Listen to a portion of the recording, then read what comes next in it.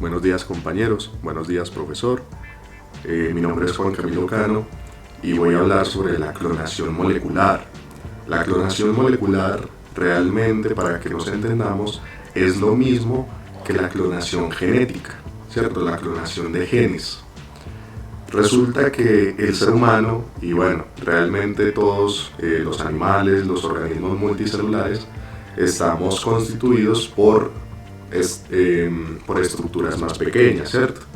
Digamos que las estructuras más pequeñas que se nos enseñan normalmente son las células. Las células son básicamente un conjunto de productos químicos que en su conjunto generan lo que son los organismos. Dentro de estas células hay otras estructuras aún más pequeñas, que son justamente la información genética. Esto es lo que conocemos como el ADN, ¿cierto? Normalmente se representa con esa especie de cadena, ¿cierto? En las imágenes referenciales de lo que es el ADN, se representan con esas cadenas en espiral, ¿cierto? Esas cadenas lo que realmente son varios nutrientes, de ahí viene todo el tema ese de la guanina, de la citosina, de la timina, todo eso son nutrientes que se organizan de una manera para generar cierta información genética. Entonces, dependiendo de cómo estén ordenados en esa cadena, van a resultar en unas características o en otras, ¿cierto? ¿Qué es lo que pasa? Muchas veces ese ADN, esa información, también, caracteriza ciertas, ciertas características tanto positivas como negativas. Todo lo que son, por ejemplo, enfermedades hereditarias o alteraciones en la propia información genética o mutaciones o cosas así, también se guardan en esa cadena de información, lo que genera que después, en los organismos, se representen en enfermedades, en mutaciones, en cambios genéticos y cosas así. Entonces, digamos que dentro de la evolución tecnológica y científica que se ha hecho en el campo de la medicina y todo esto, se ha podido modificar, se ha podido jugar con esa información genética. Cuando estamos hablando de clonación genética, estamos hablando de un proceso que realmente pasa naturalmente, pero nosotros, digamos que lo forzamos a que no se haga siempre naturalmente, sino en el momento en el que nosotros queramos. La clonación genética se da cuando el embrión apenas está naciendo y cuando se empiezan a multiplicar las células. Muchos sabrán más o menos cuál es el funcionamiento de cómo nace un gemelo, ¿cierto? Un gemelo, casi por así decirlo, es una especie de clon de un embrión, básicamente. Porque en el proceso ese de cuando se unieron, pues, el espermatozoide, el óvulo, que son también células que transportan ese ADN, en ese proceso hubo una división de esas células perfecta, y lo que pasó es que se clonaron esas células, entonces se generaron dos organismos con la misma información genética, ¿cierto? Entonces digamos que lo que es la replicación genética es un proceso natural. Lo que nosotros queremos hacer con la clonación genética es poder llevar ese proceso de una instancia natural a una instancia controlada, donde nosotros podamos decidir cuándo se efectúa y cuándo no. Eso quiere decir que básicamente estamos jugando con la idea de que nosotros podamos producir nuestros propios gemelos de otros organismos. Ahora lo importante no es centrarnos en el apartado científico, sino más bien en el ético, porque desde lo científico realmente esta práctica ya se lleva haciendo.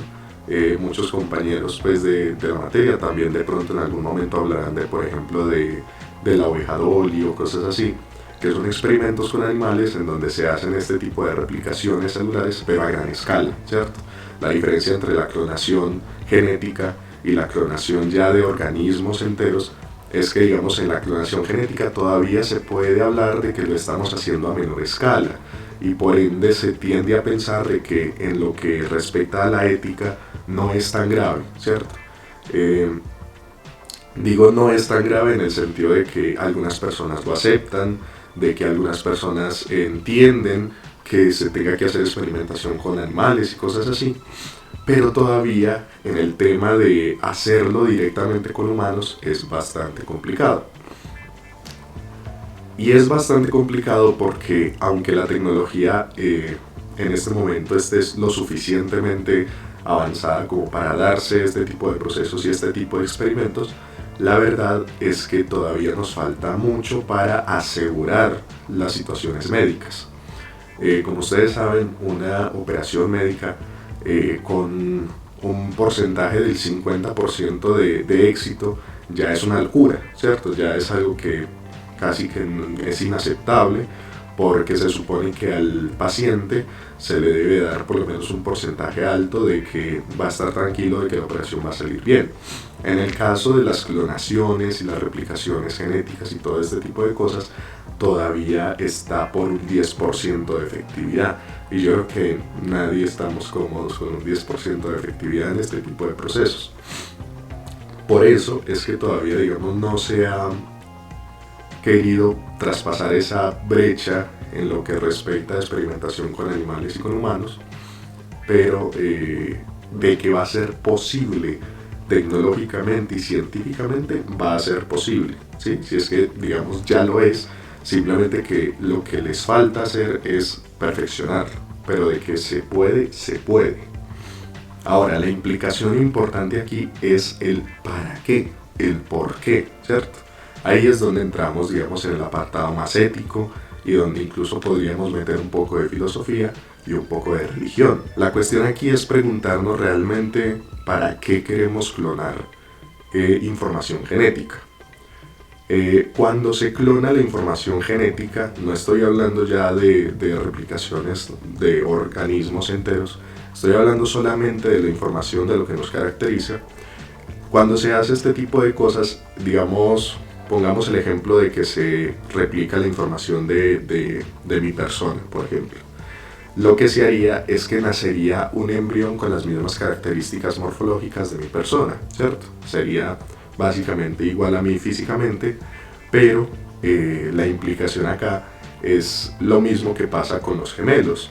Los gemelos, por mucho que se parezcan, por mucho que sean casi que copias exactas de sí mismos físicamente, todos sabemos de que no son la misma persona, ¿cierto? No son las mismas características, no tienen los mismos comportamientos, los mismos gustos, entonces se podría decir que no son dos organismos exactamente copiados, ¿cierto? Simplemente sería correcto hablar de una replicación, más no de una copia.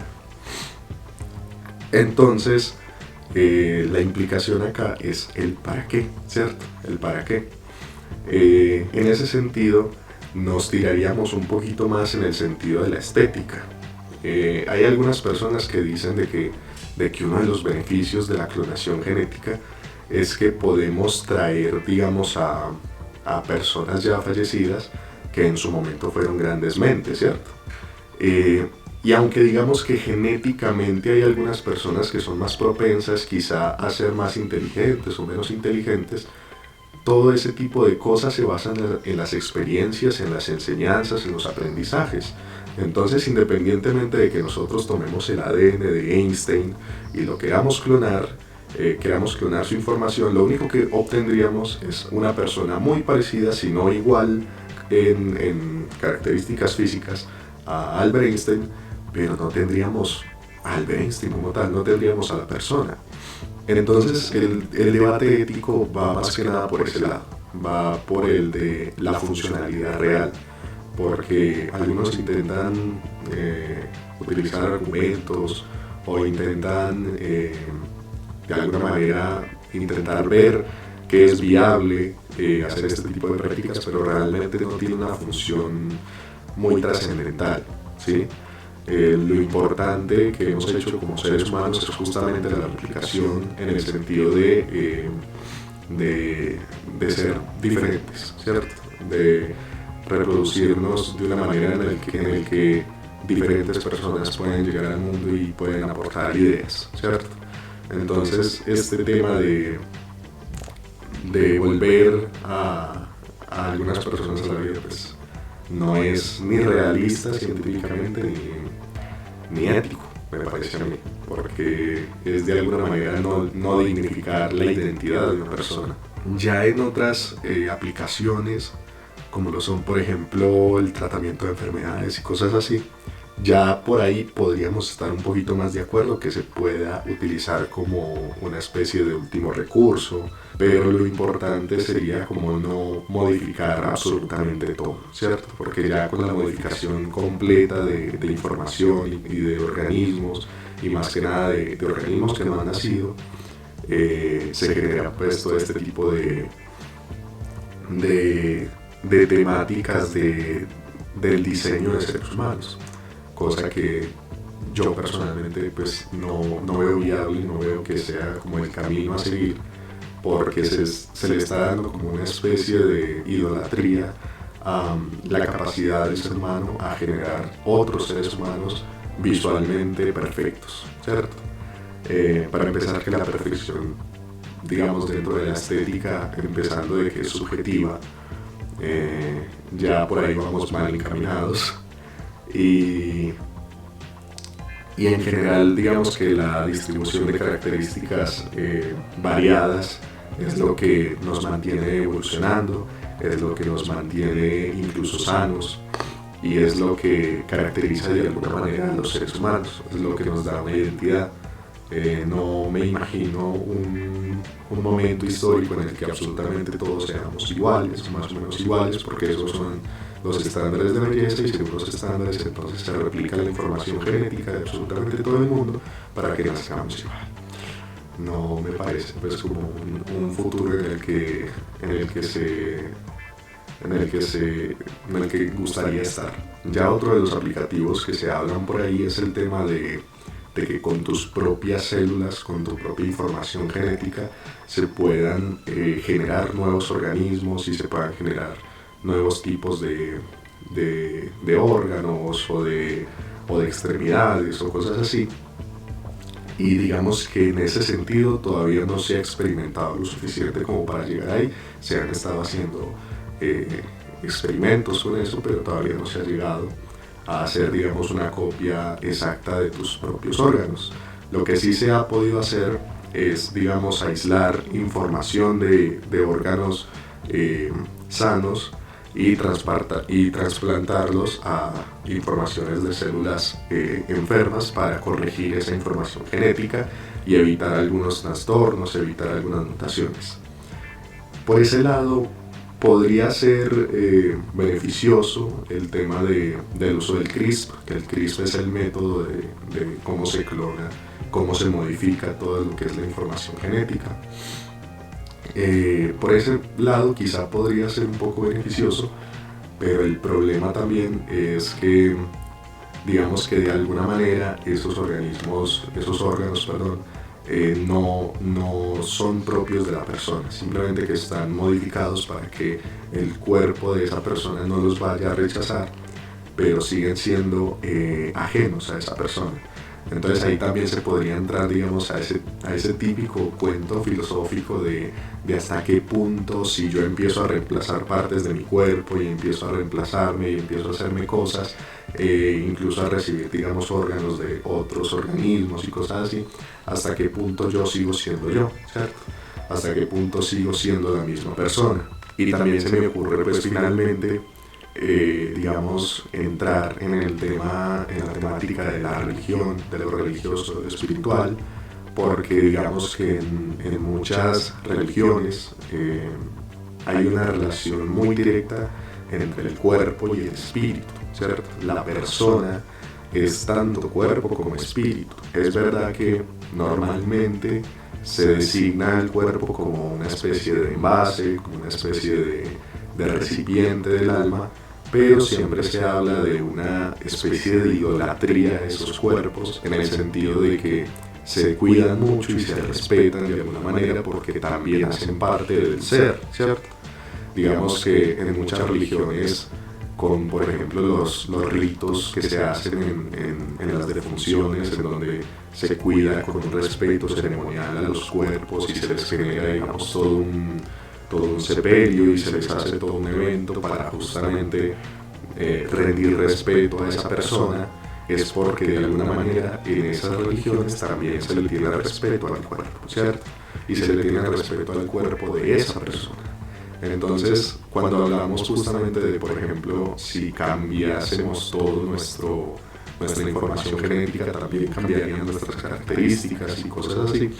Entonces, en ese punto, las religiones que podrían decir que es que ese no es el cuerpo de ese ser, de que quizá haya una desvinculación entre lo que eres y entre lo que representa, ¿cierto? Entonces, por ese lado, digamos, espiritual también hay implicaciones, también hay problemas. Y digamos que es un tema que es complicado porque obviamente todos van a tener sus disertaciones. En mi caso yo creo que es ético y es incluso hasta necesario en algún punto que se utilice de alguna manera para lo que es el tema de evitar enfermedades, para lo que es el tema de evitar malformaciones o mutaciones, incluso siendo ya muy, no sé, ya intentando abarcar demasiado quizás el tema de erradicar por completo enfermedades genéticas, enfermedades hereditarias. Pero es verdad que primero lo que es la ciencia y lo que es la medicina tienen que evolucionar sí o sí, porque todavía no hay una garantía pasable, correcta para absolutamente todo el mundo y que sea seguro, porque todavía falta mucha experimentación, todavía no se sabe qué implicaciones secundarias pueda tener este tipo de cosas. Pero definitivamente en lo que es el tema estético, en lo que es el tema de diseño de bebés, en lo que es el tema de la perfección humana en el apartado característico, ya eso sí me tira para atrás. Eso sí no me parece ético, porque estamos encaminando a una sociedad en donde va a haber mucha desigualdad, donde vamos a disgregarnos entre perfectos y no perfectos, y por ese lado estaría más que nada el debate ético. No me puedo imaginar una sociedad en donde todo el mundo seamos iguales, porque justamente las diferencias y lo que nos caracteriza es lo que nosotros encontramos, es lo que a nosotros nos da una identidad y es lo que nos hace ser lo que somos.